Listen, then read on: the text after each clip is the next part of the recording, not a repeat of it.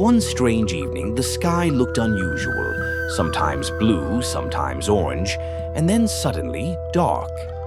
Piku and Julu were out for a walk when they noticed an odd little shop by the side of the road. The wooden door was cracked, and above it was a sign that read, "Change your eyes here. See a new world with new eyes." Piku laughed. "Julu, can you believe this? Eyes can be changed like clothes. That's ridiculous." But Julu's curiosity was stronger. "Maybe it's just a toy shop. Let's take a look." Inside, the air was strangely cold. Dust floated in the dim light.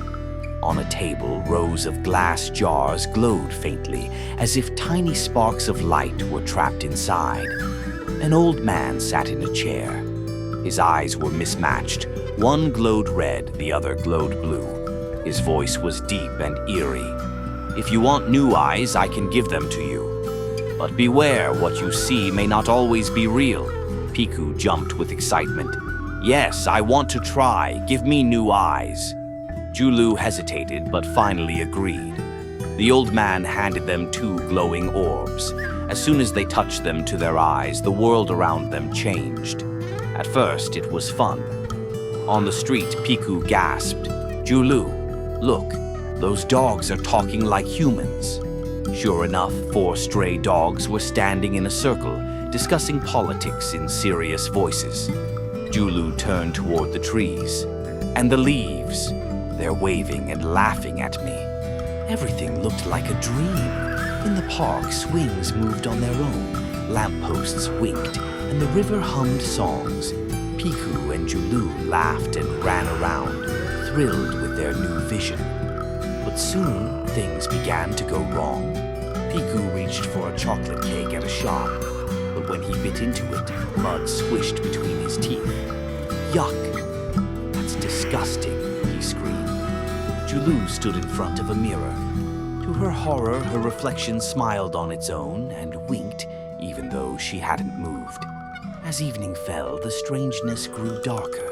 The trees' laughter turned into creepy giggles. Countless glowing eyes appeared along the roadside, staring at them. A whispering voice followed them.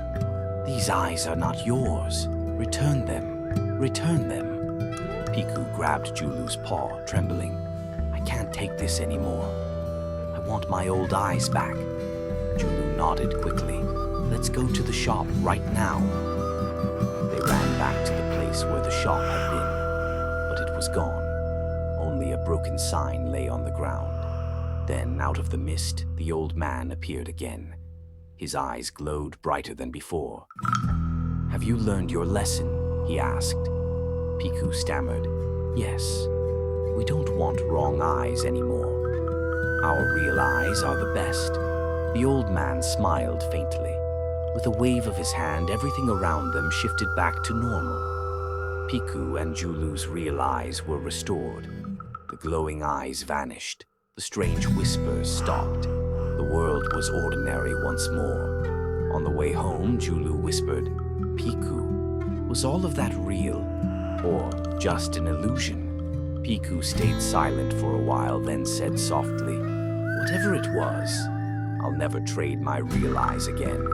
They both laughed nervously, walking home. But deep down, they knew one thing. The memory of those wrong eyes would never leave them.